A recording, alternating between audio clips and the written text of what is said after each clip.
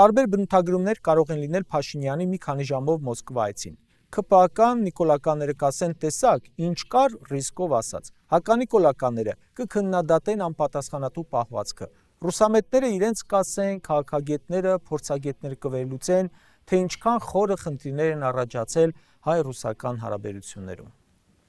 Ժորժ ջան, այդ այցը ինչ տվեց մեր երկրին ու ժողովրդին։ Սա փորձենք հասկանալ։ Ասեմ, որ աննախադեպ այց էր։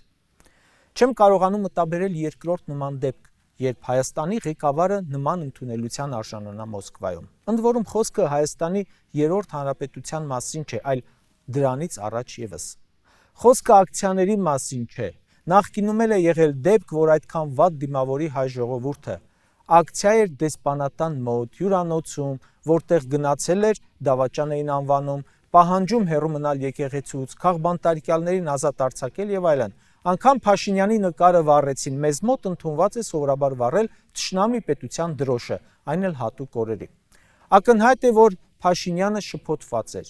լարված էր։ Ու եթե այդ ակցիաները լինեին Հայաստանում, հիմա արդեն մի քանի հոգի քրեական մեղադրանք շալակած կլինեին։